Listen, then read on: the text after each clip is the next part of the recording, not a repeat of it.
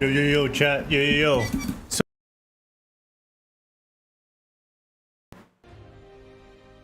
So before we get into the actual gaming, I'ma just watch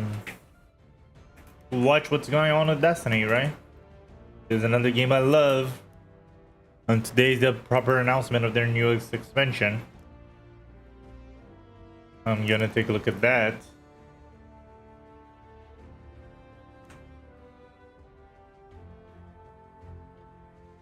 And afterwards we go back to progressing FF14. A Realm Reborn. Right? Let me leave everything correctly. Being seen. Remove the starting soon there. Forgot to turn on the lights. Hold on.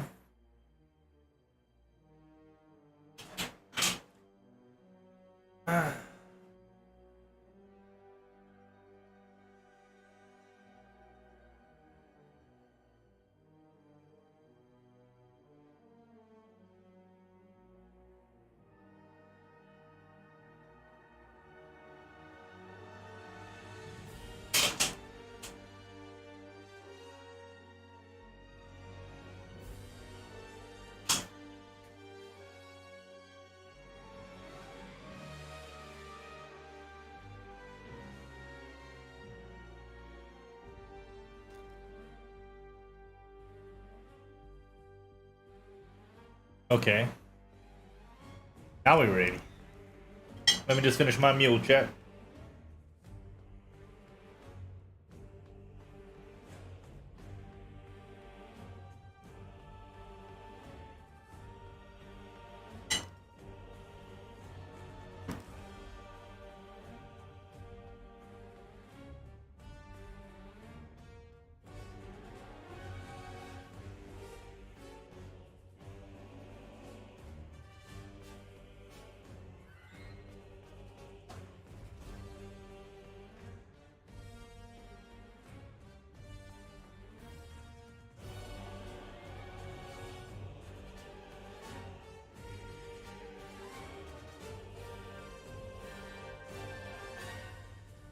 I wonder, chat, would they start straight away from the Vidoc?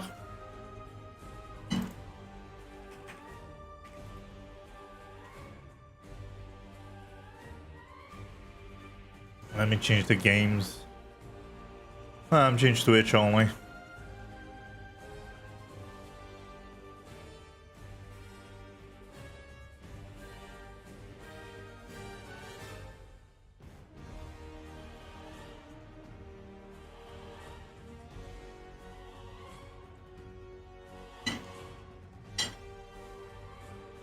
Oh.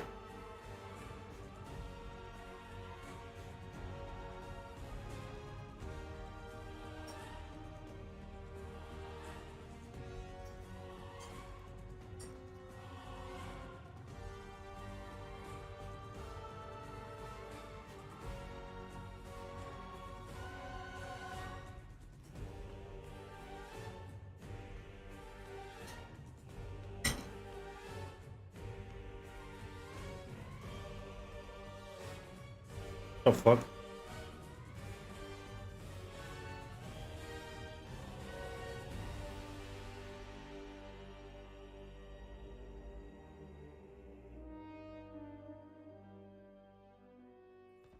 Oh, it started.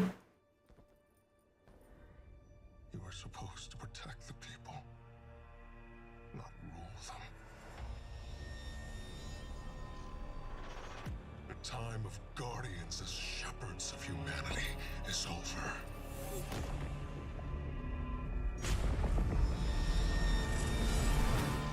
No! I've been waiting Holy old so drifter. long for this. Holy pseudo Kyloren. They've shown me a vision I can't shake. New Cabal, the Barrent Imperium, sprung up out of nowhere across the system. That doesn't just happen. It's the Nine, and I'm putting together a crew to prove it. What do you say, weapon? Welcome to the new Mars. Now the only law on Tharsis is the gun on your hip and the light in your hands. You'll do well here.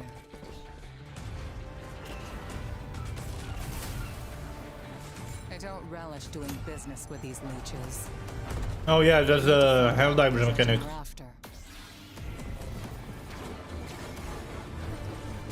You crave justice. Now that's what I'm crazy to see. How fun the lightsaber is gonna be. So much.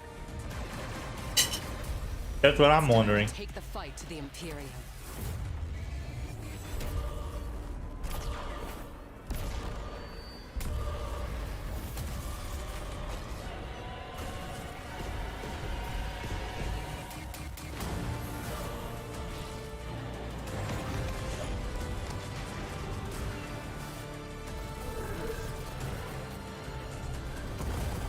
Oh. Finish it. And the Imperium is yours to lead. You will fall. The next time we meet. Only one play left.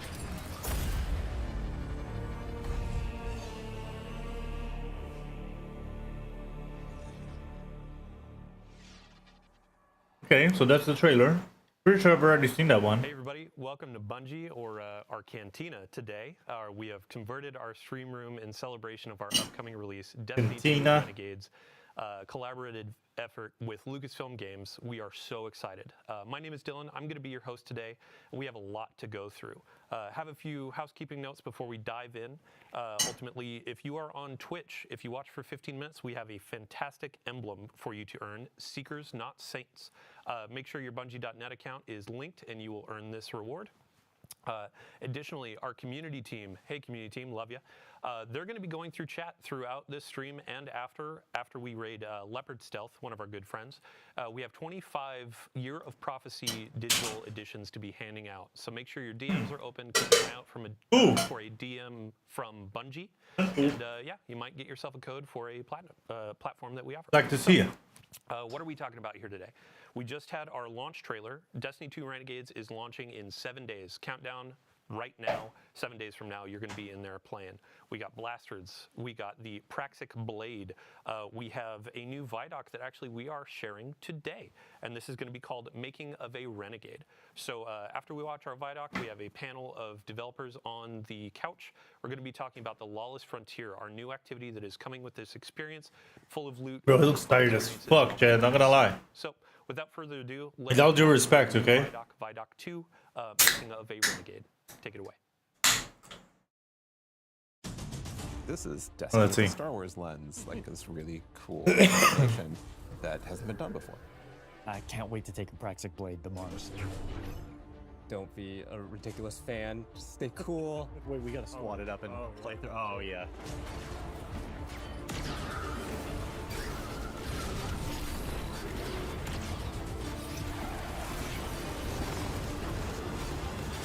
I mean, don't get me wrong, it looks cool. This is why we got into games in the first place.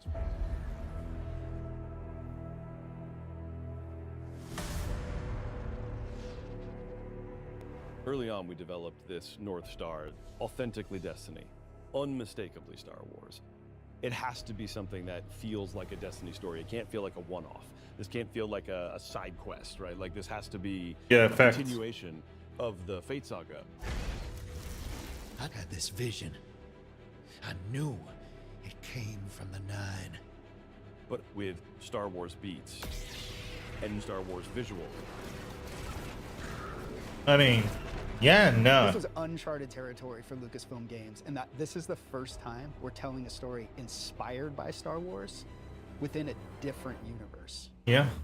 At the heart of like, I think This is either gonna die as one of the coolest collabs ever or the worst collab ever. rebellious streak. No in between We're here. excited to actually explore that scoundrel fantasy, bounty hunters, the syndicates going out and doing jobs with a ragtag team.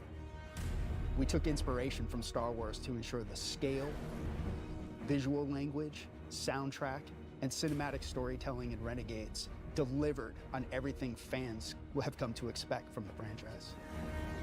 The Praxic Blade collaboration stands out to me because lightsabers are so iconic, it was absolutely critical to get that balance right. Yeah. The team at Lucasfilm Games was just so solutions focused. It wasn't, it has to be this way. It was a lot of back and forth and asking questions about how. Holy range. What? Oh, so we need a different energy source. Okay, what would that look like? It was all about like what is best for the player. When we announced this collaboration with the studio, James may or may not have been wearing a fighter pilot helmet. Yeah. Destiny and Star Wars shared that same beating heart. I was like, oh, this is gonna be special. Yes, spatial fantasy, right? They're both spatial fantasy.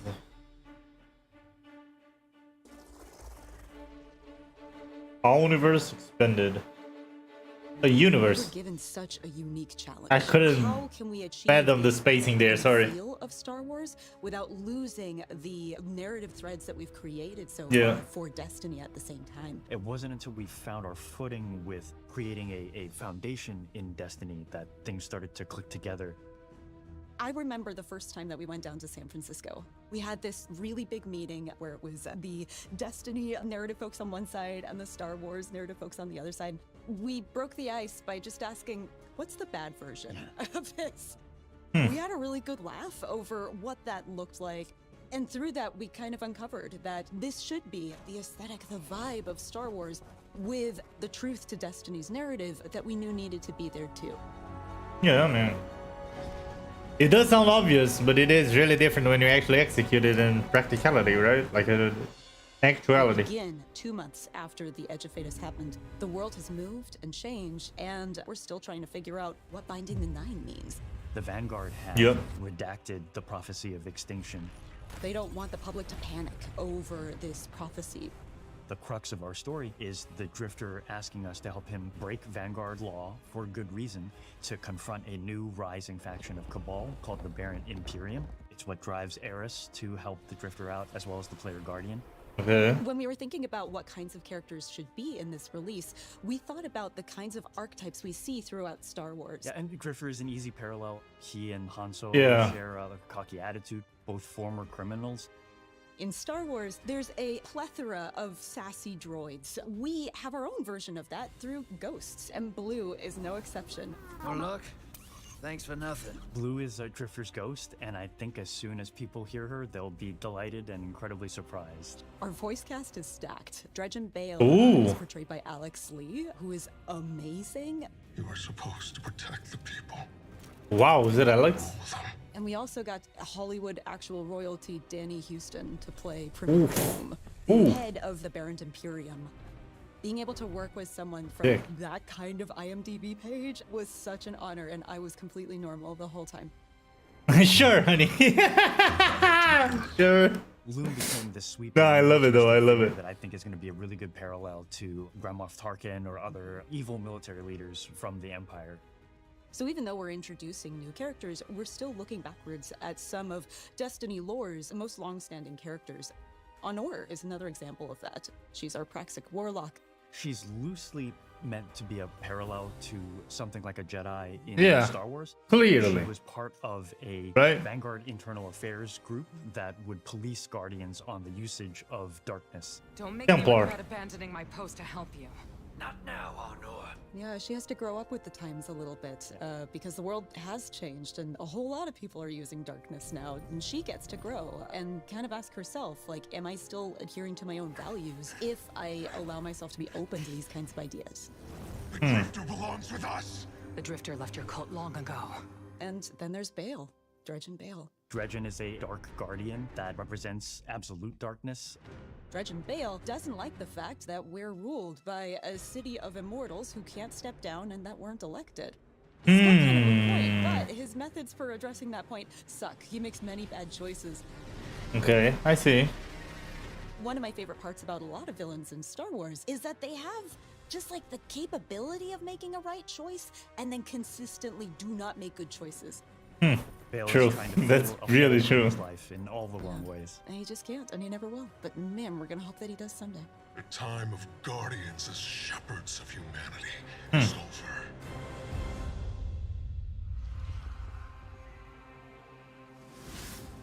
Infusing the magic. The design. Opportunity where you love Destiny, you love Star Wars, you want to do something with both. what are you going to put into it? Oh my god, it was such a challenge at first, finding that sweet spot of how do we make something that can live in both worlds and not feel out of place in either. But Yeah, also feel so really hard. new and exciting. It wasn't always about where do we find Such a thin line that they had to work with, Chad. 50-50 Star Wars and Destiny, because at that point you're feeling almost a little derivative. There's those moments along the way when we were like, this is just Star Wars. This is not the purpose of the collaboration. We want to have something kind of new that makes you think of both. I remember when we were trying to figure out what we're going to do with our new Cabal. We started in that place where it's just Cabal wearing a stormtrooper outfit. Yeah. But it Yeah, wasn't and then you until we slowly injected more of that sketch and sketch and sketch. design Yeah, that's normal. these armor sets. That was kind of what Actually, they switched look it over from, awesome. This is too derivative. They look really marathon-y, but they look awesome though. Visuals in every single map.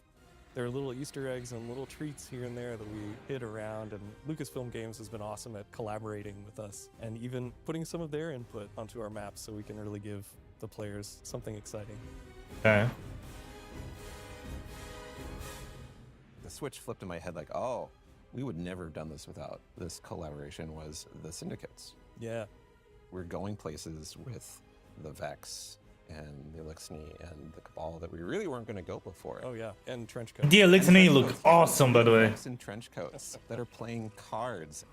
It's so awesome, and I don't think we would have dared do that if we didn't have this opportunity. No, and it was the perfect time in our universe to do it too. The Star Wars fans on the team just start coming out, telling their story. Yeah, it explains it. So they are afraid to do those moves. I see. That does explain why the game feels stale. Destiny. How do you take a weapon in Destiny, which we have literal like 4 digits of guns, and Understatement. right, and make something that feels new but also does justice for Star Wars? And Blaster was really obviously the choice. Yeah. We're roughly in 2 groups. There's dynamic blasters, which are intended to be harder hitting, firing a ton. Brute force. And then we have... You can't wait to try those heat weapons. As you're shooting, and the heat is building up, you're going to have a venting opportunity where you can hit a perfect vent. It's like functionally a reload, so you can start shooting again much faster. Sweet. It better fucking feel awesome, and I'm sure it will, because they nailed those things, dude. They really do. What difficulty are you playing on? Really threw that one on the table. What difficulty you playing on? Destiny. Oh, Brazil? We have a Praxic sword. We don't have We do not. a lightsaber approximate. It's an exotic primary weapon that's kinetic, where you can reflect a bunch of blasts, A primary weapon? kill enemies with it, and throw it out. I thought it was in the second slot.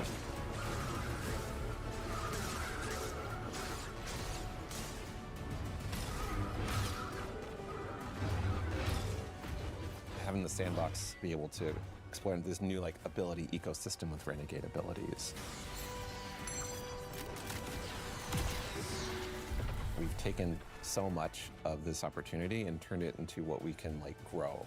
Every corner of the game, from the art, the design, the audio, the music, UI, The audio's... words, Oh, the UI looks really encompass sexy. the magic of the collaboration. Wow. It's really been a real treat to be a part of. Yeah, super satisfying.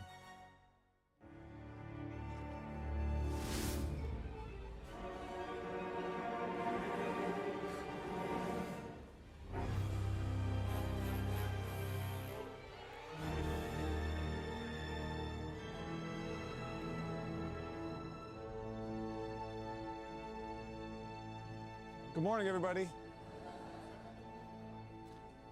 Didn't mean to wake you up with that beat, sorry. The overarching theme for this was to create a score for this release that felt like it was cohesive as a whole. I mean, Destiny always had amazing music. Talking to each other and But I'm also pretty sure that the guy that led the we were Destiny able to music explore different ways of orchestrating, got out of it, didn't it? different ways of writing with I don't think it works there anymore. Still, expand on the Destiny palette, in my opinion, this is something that make it would fresh, fit so well with Star Wars and Destiny. That's like the easiest rather than mashup, I Star think. Wars scores Music-wise. certain elements that naturally fit string flourishes or wood flourishes that would play into a certain moment. When it's like, oh, I know I want something to feel more Williams, so I'll push it. Not this Williams, the John Williams. I'll push it more in that world. Another thing too is the amount of percussion. I had some ideas that felt more full-on Star Wars, and once you like flesh out the percussion arrangement, it instantly sounds more Destiny as a result. Oh, I see what you mean. Like layering this. Where when I use a lot of the Destiny themes, how I set them up and how I'm transitioning in and out of moments are much more Star Warsy in terms of the harmony and orchestration. I see. I think the most exciting part about this was the opportunity to work with these guys and Mike. You definitely made it a point to kind of bring us together and listen to each other's music. But Brendan, you wrote something with the most beautiful oboe solo in it, and it drives me nuts that I didn't think of it first. No one wanted to follow Brendan is what it came down to. Brendan's cues just sound amazing from the start.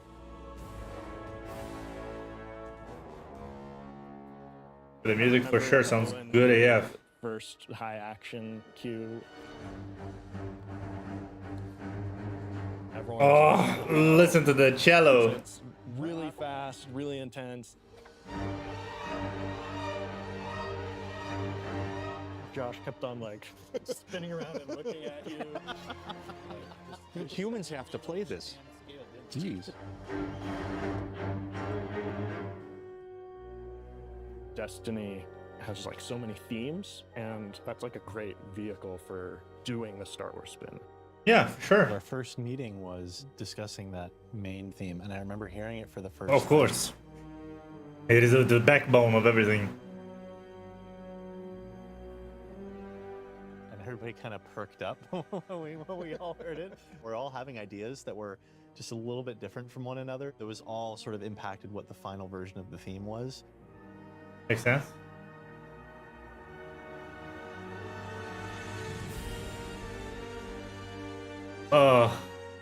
Dredge and Bale. That kind of teed off the That brass, though. The fact that we were exploring the idea of this kind of anti-Guardian character set in this story of scoundrels. We wanted something that would be a backbone to tell a longer arc story. Yeah, I feel you. To it. I feel you. Mystery to it, but it can be turned other ways. I felt a sense of menace. Yeah. I'm just excited to get to experience it. It really does sound like Destiny and Star Wars. Personally, I've more Star Wars than Destiny, but I'm totally fine with it. Not gonna lie. Cause a couple of goosebumps in there. It really sounds good. Too. I hope Music-wise, I'm only talking about music right now. That inspires them and makes them feel like this world is really unique and really special. My favorite feeling as a creator is getting to watch someone's look of like absolute surprise. I want players to feel hope, that exciting, boundless potential that Destiny has, and world of possibility that Star Wars unlocked.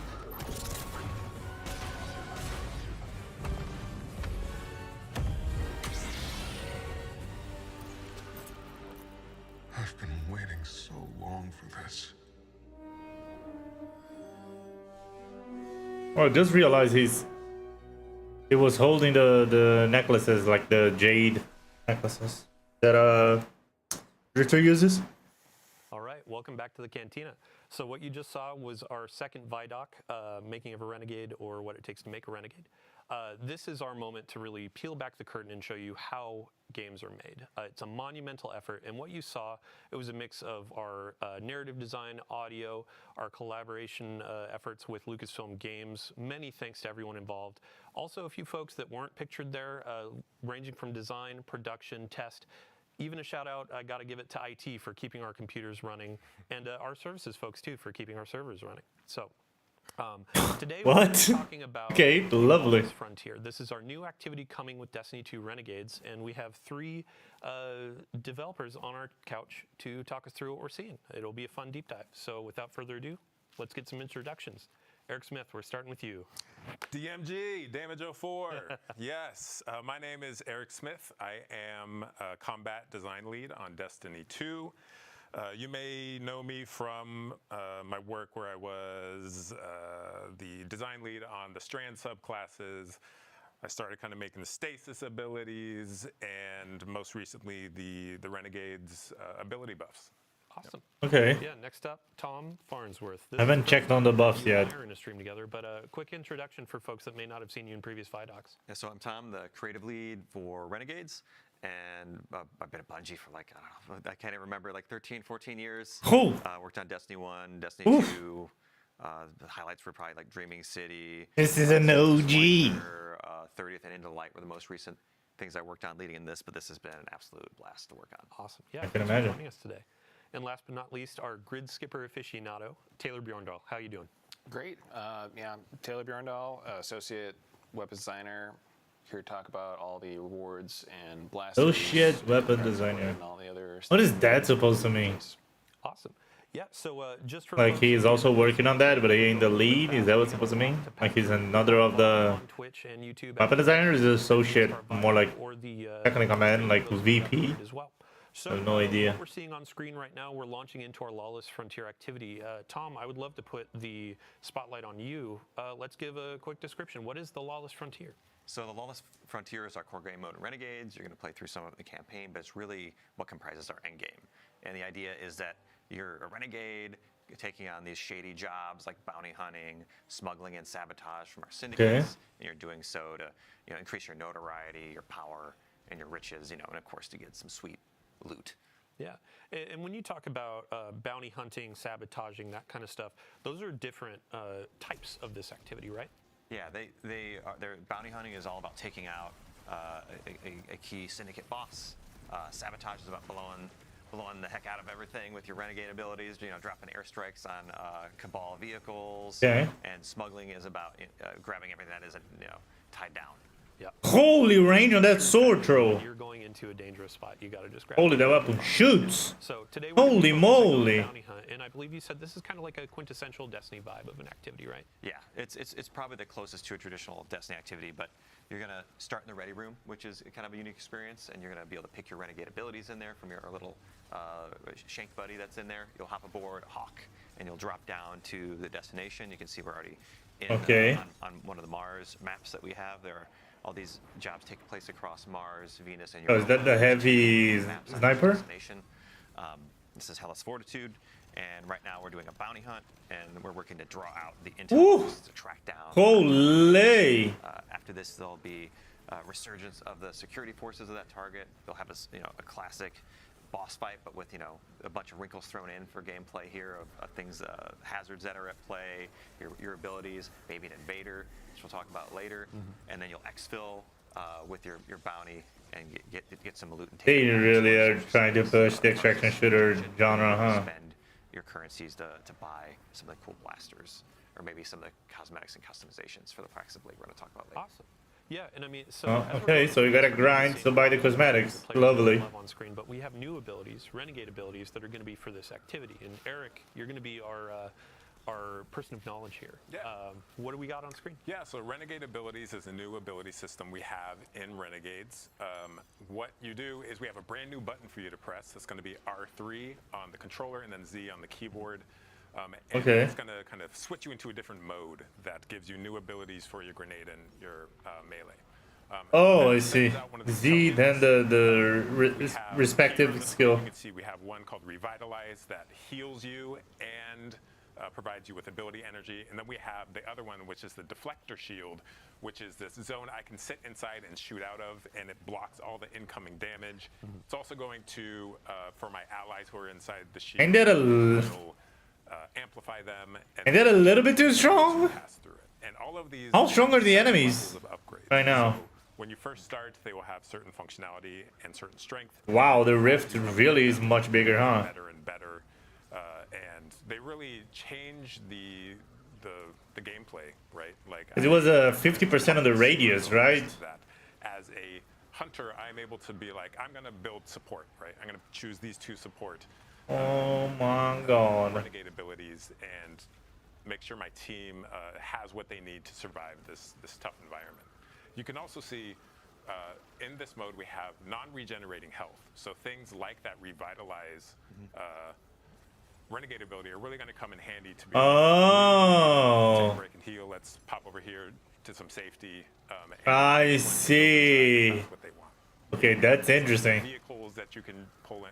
If you're not gonna have nature, like natural revives One thing, there's so much to and healing, Yeah, well, then yeah, that'll make a lot of a difference. A bit more about the health mechanics in here, because we had this in some previous activities like Nether, and we got a ton of great feedback on like how much you get back, how you get it back, and I've seen already in this activity, as you're going through, there are some pots, there's some ways that you can get it, there are the Renegade's abilities, but Tom, if you want to talk a little bit more about it. We took Nether as a base, but I'd say this is a little bit more forgiving. The way that health works is you've got a large pool of health. It is kind of like Nether. It does not regenerate at the top level, but if you get down to 0, it will regenerate to the base shield, so you're going to suffer the red flashing screen. Okay. And you Sounds can fair. use a normal sandbox like a rift, healing, a support weapon. You can crack open these pots. That It really is a little bit easier than Nether, then. to get some of your Why health not? back. Or you can use things like Revitalize and like build your Renegade abilities into kind of dealing with those kind of challenges we're putting in front of you. And one thing that I really like about this mode is like we've got, you know, Expert, Master, Grandmaster, and on Grandmaster you're really gonna need to use all these abilities that kind of like coordinate with your teammates and kind of build a load out to kind of conquer it. That sniper is hot, dude. So going back to, you had mentioned the ship when we're using our Renegade. Oh my. And I think earlier outside of the Vex Dome, there was kind of like an airstrike that happened too, right? Yeah, we have a strafing run that you can upgrade, and your ship, so the one that you have customized and put your shader on, will fly through the arena and drop bombs in sequence, right? And as I upgrade this, it gets more and more devastating until it like is. What? My ship's finally gonna be useful? It is. It's incredible. There's another one that is the Cabal drop pod, and what that does is, you know, if you're familiar with a Cabal drop pod, it is this giant metal ball that slams into the ground and Kills everything in it this case, touches. It's almost like a supply drop because it's full of ammo, and it's also going to squish anything under us, and it does incredible damage. Not only that, but it will damage you and your teammates. So you got to be Oh really my god. just to lead them. You got to be careful where you drop this. Offensive supply drop. It's gonna be just like Helldivers. Turn it around on them. Yeah. So Bjorndal, we've had you kind of sitting quiet over there. I'd love to talk about the blasters that our players have been using. So in the Vidoc, we were talking about the balanced blaster and the dynamic blaster. Can you break down each, just a quick review of each, and then we can talk through some of the reload mechanics? Yep, sure. Okay. So yeah, we have 2 sets of blasters, or 2 different kinds of blasters. The dynamics are like more aggressive, harder hitting, faster rate of fire. They can like generally punch above their weight class, but they're like, a little bit harder to manage. Yeah. The balanced blasters is more like a rain of bullets. Like I'm just gonna unload on a big pack of stuff and like really have like a deep mag. Cool. I see. What you can see on screen right here, these are going to be all the blasters that you can get from running our Lawless Frontier activity, and then we'll actually have a slate of blasters that you can earn through the dungeon, which we'll talk a little bit about later.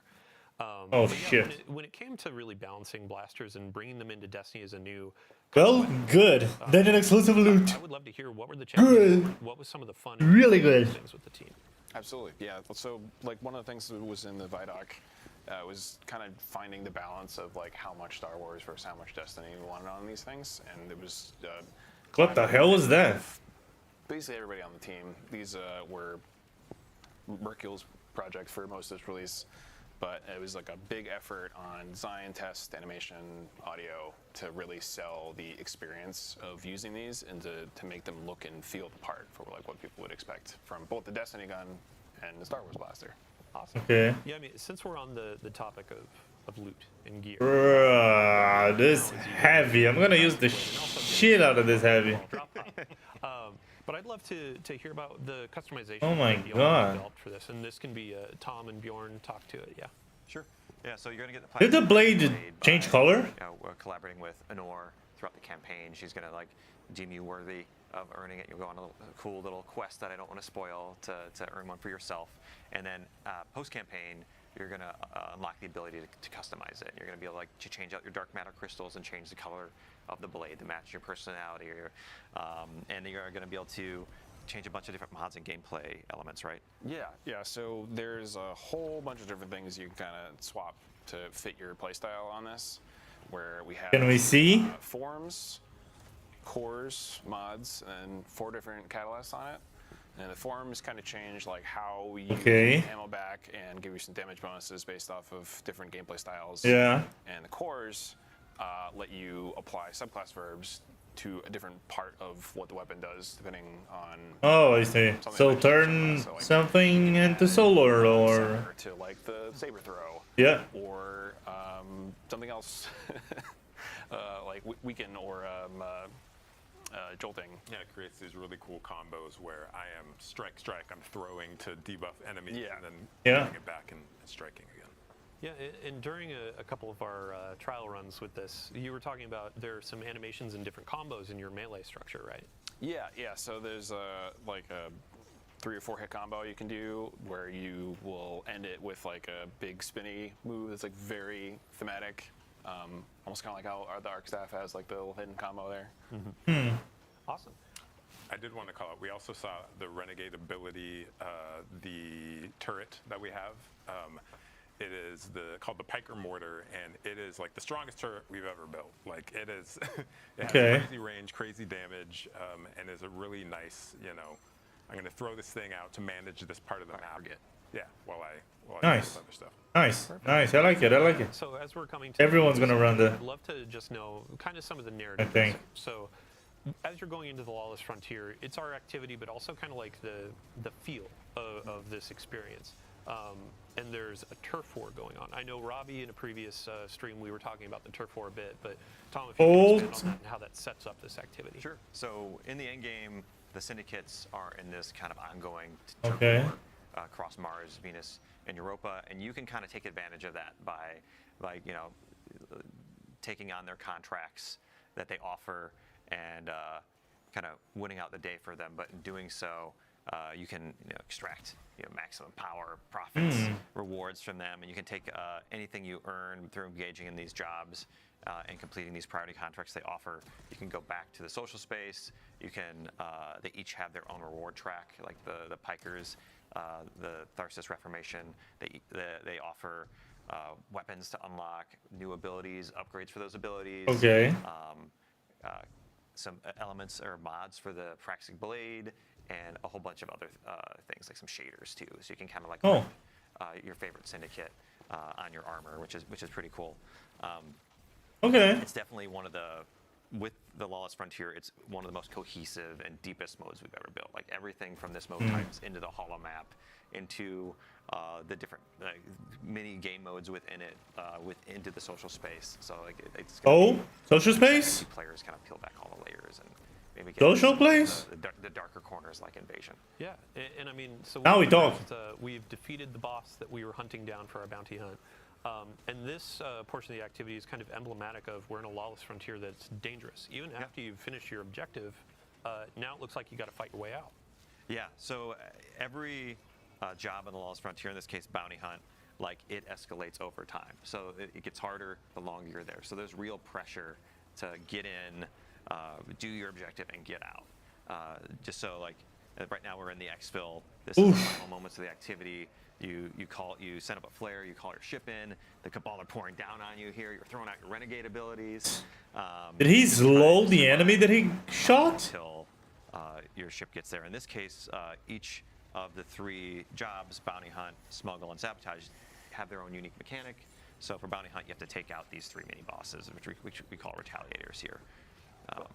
I see. Yeah, so as our fire team is fighting their way out, we actually do have a preview of a fun exotic that's coming with the reward pass in Destiny Renegades.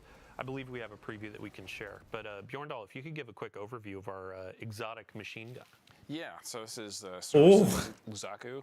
It's a very unique machine gun. God. It's almost like a necromancer. I love the design of the one on the top. Where you turn your enemies into these little nests of threadlings that you can like shoot and then spawn more and like build it up to control like a space. Yeah, and threadlings just got a buff, correct? Threadlings did get a buff. They're smarter than they were before. Yeah, and sorry, so to segue more appropriately. Over the last few weeks, we've been doing a series of blog articles with y'all on the Sandbox team talking about Okay, there we go. coming to Destiny 2 available to all players. Now the we talk have is a lot of moving. Quality of life changes that are coming to your supers, your subclass abilities, all that kind of stuff. Not only quality of life, Reviewed balancing as well. One of which Warlock focused was Not even only balancing, like straight up gameplay changes. Cover that really quick. Yeah, so you can see here the Warlock is moving while rifting, which is a huge kind of quality of life upgrade that allows you to dodge attacks, get into cover. I would call that actually a game mechanic change. With the new Warlock exotic. Not even a QOL. Like I feel like the QOL here is underselling those changes. Article we put out yesterday. Not even gonna lie. There's a lot of great buffs. We've shown hunters a lot of love.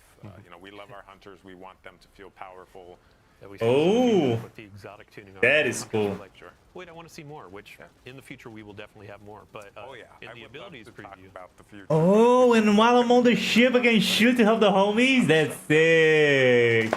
So with the abilities updates for hunters, Golden Gun got a pass? Yeah, so Golden Gun got a pass, does more damage, and now scorches on impact.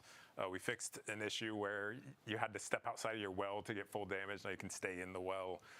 Outside of that, we saw in the gameplay gunpowder gamble. If you throw it and you shoot it before it explodes naturally, it does more damage, more radius, and also spits out little kind of seeker projectiles. Okay. And as we're getting our loot, we need to cover the Titan changes for Sentinel. Oh, the emote, dude. Sentinel Shield, we're excited about this one. So Sentinel Shield is getting a shift a little bit. A bit of a rework, right? Yeah, a bit of a rework.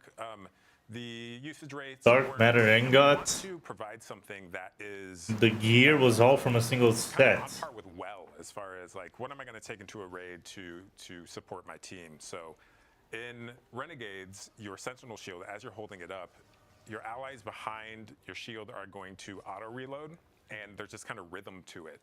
So if you can fire at the right time, you can just like rocket. So like the actual like damage increase is big.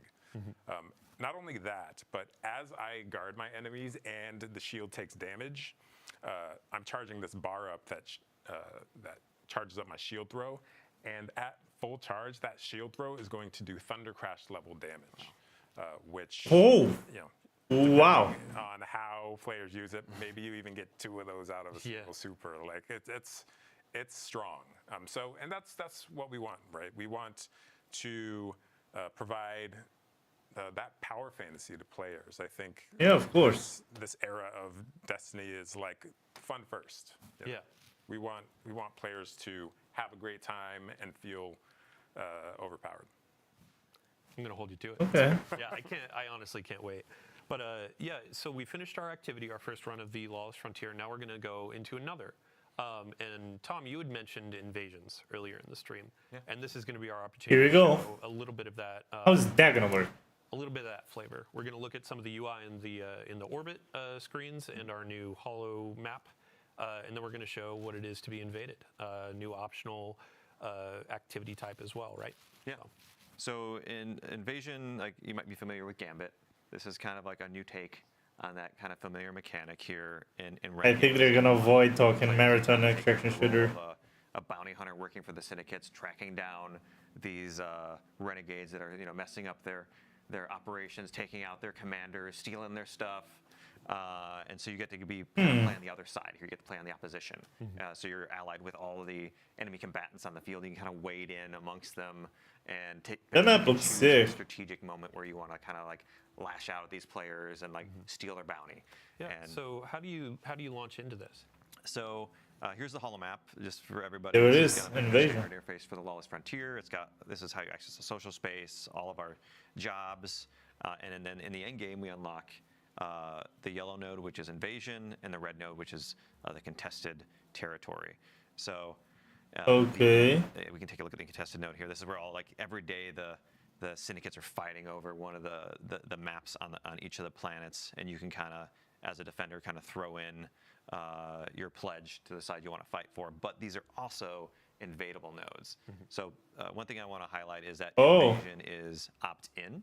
It's not a requirement. So if players don't want to deal with PvP, they can do like an expert difficulty for this, or they can just go to any of these other nodes on the map here that aren't invadable. But for the priority, the contested node on the highest difficulties, like that's where the highest rewards are. That's where the invasion is. Now on the other side, if you're an invader, you don't need to worry about the nodes. You can just go to the invasion node.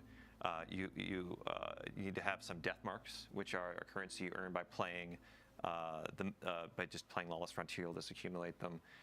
And one interesting wrinkle here is you can actually wager those for additional rewards. So if we go to the little pane here on the side, there's these things. There's the death marks. You can interact with them two or three times to double and triple your rewards. Which obviously you're taking on some risk here. If you go do an invasion and it doesn't go your way, you could lose those tokens. But I think a lot of players are going to want to do this because they can just get triple rewards on each invasion, which is really exciting. And on the other side, for people being invaded, if you take the invader down, you're going to get more time on the clock. You're going to get some revives back, and every time you kill an invader, they have the chance to drop extractables, which are rewards you can dunk at the end of the activity to get bonus armor. Yeah, stellar. So let's get our invader launched in here. We'll go back to our gameplay team. Yep. But while we're loading in, let's talk about what is the actual kind of approach to invasions. What are the objectives aside from seeking out guardians and destroying them? Yeah. So as an invader, you're gonna start in the ready room, which we're gonna show in a minute here. You're gonna pick your loadout, like what's the right renegade abilities to bring in, and we've seen in playtest there's like a lot of different fun combos here. Like, are you gonna bring in the deflector shield, and then like the other team's gonna drop one, and then you're fighting on the Venn diagram of the deflector shields, or are you gonna just be a little more brute force and drop a behemoth and like kind of like, but try to be sneaky about it? And that's pretty hard to be sneaky in a giant walker. But you want to really pick those moments as the invader, because your goal here is to get 6 kills or 3 kills and 3 caress. Like, you've got 6 points you need to get. You've got about 5 minutes to do it. You've got 3 lives. You've got just enough time to really kind of like get in there, see where they are, kind of like rotate around, and then do a surgical strike, and then try to get them all in one go. And if you're lucky, you can do that, but you've got a few chances. And on the other side, they're going to know you're there. They're going to see that there's an invader on the field. But they're also trying to juggle the objectives that are on their side. And I see. When in the activity it's going to happen, right? So it could happen early on, it could happen later. Yep. But only happens once per. Only once. Yeah. Okay. Cool. And then one of the fun dynamics At least that. is playing the waiting game. You can instill a little bit of anxiety in that team you're invading. So you don't have to hop in immediately and go guns blazing. You can wait until they're at a pivotal moment where they're like, where's this guy? Yeah, What's wait going to until happen? they fight the boss. It's been 3 minutes. Where are Wait until someone breaks off to go find a chest. Yeah. Oh, man. So in terms of balancing as well, are there any like extra abilities or things that invaders are going to have at their disposal, or is it just a match of the renegade abilities? It's mostly renegade abilities, though. Invaders will have some amount of super, no heavy, and when they come in, we do highlight the PvE, the defender players, just so like they have a little bit of an idea where to go, and they can use that knowledge to kind of plan their initial attack. Cool. Yeah, and this is a bit of a balancing act as you've been going through this in the different cycles. In Gambit, like, we juice that invader because it's a 1v4. In this, because you have the chaos of the Lawless Frontier and all that kind of stuff. Like, you want it to be tilted a little bit because it's 1v3, but also you want to make sure if players are opting into this, they still have a fighting chance. Yeah. So. And there's also an element of the non-regenerating health, which is a larger health pool, right? We've tuned it so it's more or less the same TTKs or time to kills as you have in Crucible, but players don't regenerate health, so you kind of have to take that into account when you are. Doesn't bring out a good point. Some attrition that can happen, like for the invader, where they can kind of wear people down if they're not paying attention. We have our invader in their ready room. Let's talk about their shank buddy here. Yeah, here's our little shank buddy. You want to speak to any of these abilities there? Yeah, so we have 9 renegade abilities here. Huge shout out to Cat Sayers and the rest of the tech design team for all their work on these. Yeah, I mean, it looks like right now. I can imagine how much of an effort it was to make these skills actually useful / playable. Of ones to choose from. We got Not gonna lie. we have 3 different vehicles, and each of those vehicles have different upgrades with different functionality. Yeah, and the Behemoth has like 3 or 4 versions of it too. Yeah, there's like missiles and the audio and everything is just so good. Okay, so our invader has started. It looks like moving toward our targets and preparing to throw that coin. So you can see there they clicked that right stick, and that is going to ready the ability. They then throw the ability and just drop the drop pod to get some heavy ammo. Yeah. So need some heavy ammo to go into battle. And Tom, before we were hopping in here before the stream, we were talking about like the size of the maps and how as an invader, like the first few runs, you might feel maybe a little lost because there's a lot of space to cover. But as you get more acquainted with of course, Venus or Mars, you can find better paths to get directly to the combat, right? Yeah, Holy. More bigger maps. So we built they're more comparable to like our larger public spaces that we built in Destiny. And again, there's 6 of them, and like there's any number of arenas these PvE players can be in that you're going to be. Oh, so what? Our invader just wiped one out with the Thunder Crash and tried to hide and throw out the beacon for the ball pod. For the Walker. The Walker, yeah, or the Imperium Behemoth as we call it. But Oh. they got needle stormed right before they could jump into it. Oh, that was a behemoth That's one summon? of those strategic moments of like, how do I put the chess pieces down? How do I approach this and all that? That was interesting because they invalidated that beacon right before they could use it. So the timing was impeccable. Oh man. Oh boy, what was I just talking about? The size of the maps. Yeah, in rewards, I wanted to ask really quick too. So as you're wagering, you add more and more. Is there like a cap? Is it double the amount of rewards, or do you have? It goes up to triple. So each additional death mark you put down is will double or triple it. Here we go. Trying again. Here we go. Jumping in. We're already taking a lot of damage. And the more I don't know if he's gonna do it. Oh, he bailed. Oh, did they get him? Who got who? Oh, we had so many conversations leading into this of like, hey, we need to make sure Nate hold back a little bit. And now I think one of our gameplay folks is just like, oh, Nate, you're mine. Deleted. Yeah. No, going back to rewards, the better you do as an invader, the more rewards you're going to get. So each kill, each crest you put on the scoreboard equals more rewards. And then those get multiplied by your wager. Cool. Bit of presents. So Invader got defeated twice. The Invader has, you said, 3 lives? 3 lives, and then you can see up at the top of the screen it says Invader present still. So they're he's coming back for revenge. And it's immediately shut down. Shut down with Holy! the 3. That is not gonna be the experience when people actually play the game. with the 3 coin. I can guarantee you. Wager. He made a little bit there. Good job. So that's the. I'm gonna put a little elbow in the ribs. The gambit you're taking. Ha ha ha ha. So, all right, we've gone through some Renegades content, rewards, all that kind of stuff. I would love to shift focus a little bit to our general rewards update. Okay. So in the portal, in a bunch of different activities, we're going to have some new weapons that we're offering. We also have an armor refresh for a bunch of our activities. And Bjorn, I'm going to put the spotlight on you. So starting with our Vanguard Ops sort of armor set, this is going to be earned through Solo Ops, Fireteam Ops, and our new Arena Ops activity, which is bringing back 6-player activities to our portal, which is really exciting. It's going to be kind of like your militaristic, hey, I'm a grunt. I'm getting in there. I'm fighting the dark forces. The weapons, Bjorndal, up front, we have a new pulse rifle. What do we got? Yeah, it's a new arc rocket frame pulse rifle. So you have an energy slot option now to go with your mid-range grade. Aren't these colors the Vanguard colors, but they are like scratched off, like they're roughed? And then we have a fusion. Am I making rifle with sense? a sidearm. Yep. Correct. Cool. And then we do have some weapons that we're not showing in this stream, so stay tuned for launch.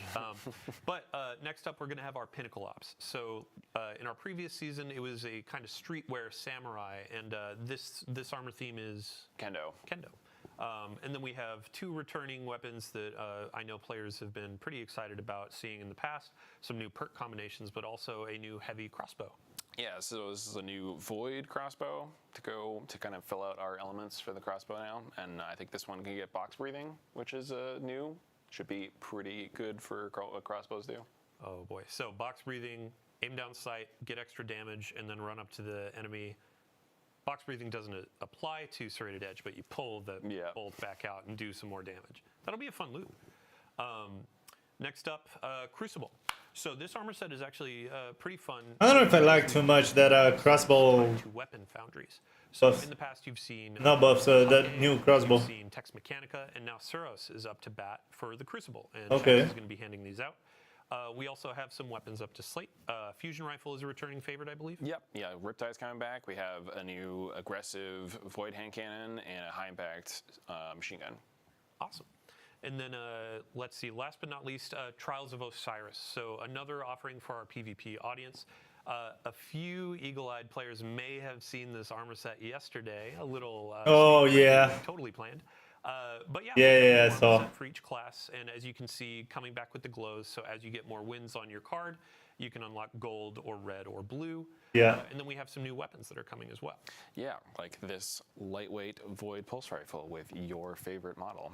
I admit, since the set came out on the moon, Eris, all the crufty bits on it, cleaning it up, having sorry, what frame type did you say? Lightweight. Lightweight. Chef's kiss. I cannot wait. And then I believe also we have a preview of a hand cannon. Now, one of our folks on the gameplay team over here was whispering in my ear, day by day, night by night, that these rolls are going to be a bit juiced, right? Yes, yeah, this is Oh. a pretty juiced hand cannon. It's got perks for both PvE, PvP. It's a strand 140. You can get stuff like Lone Wolf, Precision Instrument, or Slice Explosive Payload. So you have a lot of options to pick for both PvE and PvP. Awesome. Yeah, and across all of our activity types, we're trying to sprinkle out some things that players will get excited about. Not just, oh, I'm going to go into PvE to get the PvE gun. Like, there are some PvP roles out there that you can get from your Fireteam ops. There's some PvE roles that you can get from Trials. And that doesn't even cover what we have coming in the dungeon, too. Before we do a little dungeon teaser, I do have a quick announcement as well as we're rolling through the list. We have an open access week that's coming on December 2nd. So, for Oh, any folks really? that haven't played The Edge of Fate, that is actually going to be included in this open access week. Wow. So, if your friends haven't played, if you haven't played, hop in, check out the beginning of Okay. our new saga, and earn some cool loot on the way. It's available to all players for that week, and it also includes some previous content as well, campaign and other. So let's see here. Dungeon. We want to talk about the dungeon. So Equilibrium. This is going to be our new dungeon. The race begins on December 13th at 10 a.m. So that's the second Saturday. We've already announced the time, but if you haven't December played it, 13th? haven't gotten your fire team together, get ready for contest mode. For those that don't know what contest mode is, on day one, right at launch, this is Basically the raid race, difficult, but a dungeon. difficulty tuned for competition. So if you want to go and try to be the world's first completion, this is your place to shine. And if you win world first, we have a cool trophy or some goodies for you. So contest mode is going to be available for the first 2 days, 48 hours of the dungeon availability. You can earn a really spicy emblem and some cool stuff as you go through that. And after world first has been declared, we will also have normal mode. So if you want to give a pass on some of that harder difficulty content, you just want to dive in and see what's on offer, that'll be there for you. Okay. So, before we move on, we actually have a fun trailer to show. We can go ahead and roll it. 6. Oh, we saw this already. Everything you've shown me, I've made real. I've marshaled a new Imperium to snuff out the light.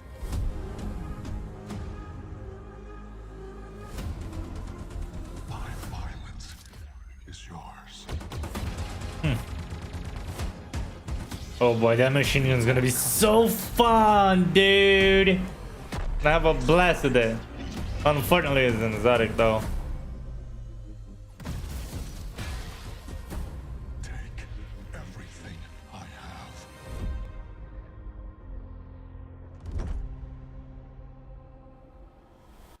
Welcome back. So watching that trailer, I just realized we actually missed something with Invasions. We were talking about the Praxic Blade and customization. There are different saber colors, correct? Yeah, there's a wide variety of classic colors that I think players are going to have fun chasing down throughout the end game and maybe even Invasion. Awesome. Mm. We showed it on the screen. Red, Invasions. Yeah. So, okay, moving right along. End of the show, we're going to be covering what is going on through the end of the year. So, during the launch window, we'll have some really cool things coming around. Vanguard orders are coming in week 2. And then after that, we're going to have the Dawning returning. So this is our Oh winter yeah, celebration that's true. event, inviting Guardians to hop in, play some activities, get some fun rewards, and bake cookies for their favorite vendors in our tower. So Tom, just a really brief description for folks that Is this the skin for this Dawning? Yeah, so the Dawning, you slay our enemies, you collect them as ingredients, and then you bake them into delicious treats you feed to your friends in the tower, like Zavala, and he's just got thousands of Galardoodles raining down upon him, and he gives you a gift in return, Okay. which could be, you know, a spicy weapon roll, or you might be maybe get some bright dust from some other pursuits and get this totally cool Winter Wolf armor. Yeah, I mean, I feel like Drifter is outside, like, ooh, you're putting enemies into the cookies? But yeah. It's totally a Drifter thing. Right. The Winter Wolf set, this is going to be available for Bright Dust just by playing the game, or if you want to snag it from Eververse for silver, go right on ahead. Nice. But also on top of this cosmetic, we have new weapons that are going to be a part of the Dawning. Yeah, so we have a burst linear fusion rifle, a breach grenade launcher, and a precision sidearm. And then also with this excellent new holofoil treatment. Are these the holofoil? Covered in ice, and then as you fire, it'll slowly melt away the ice. That's cool. Oh, perfect. Ooh. Sorry, I have one correction being whispered in my ear. Dungeon race starts at 9 a.m. Daylight savings time strikes again. Gets us every time. Every time. Oof. All right. So with that Dawning preview over, we are at the end of our show. Wow, Thank already. you so much to everybody for joining us today. As I said earlier, it has been a monumental effort. A ton of folks throughout the team Really? crafting this experience, collaborating with Lucasfilm Games, and really just Crazy. making something for you, our players. And we really, really hope you enjoy it. So thank you for coming. We're going to kick it back to our launch trailer here in case you missed it at the top. And again, if you missed the Vidoc launch trailer, check out our YouTube. And after this, stick around. We're going to be handing it off to one of our community members, Leopard Stealth, a friend to us for many ages, a guardian of all time. But also, I don't believe he existed before 2004, I've been told. So 04 or bust. Thanks again, everybody. We'll see you next time. See ya.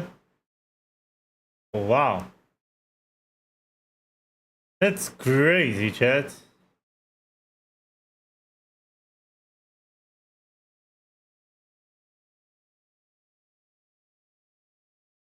Who's buzzing on the street? Hold on.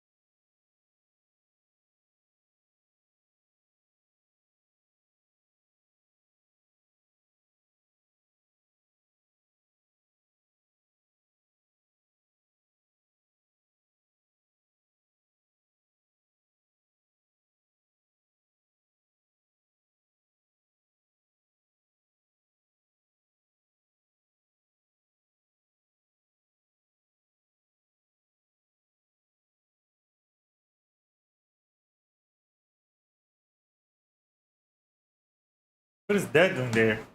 What? Yo, Chad, I really wanted to keep streaming today, but I'm still too tired. What I'm gonna do is, I'm gonna end the stream early. Early, I mean, it's not even fair to say early. It's been like an hour and a half. And then I'll take a nap, and then I'm gonna come back and stream more later, okay? Peace. Bye-bye.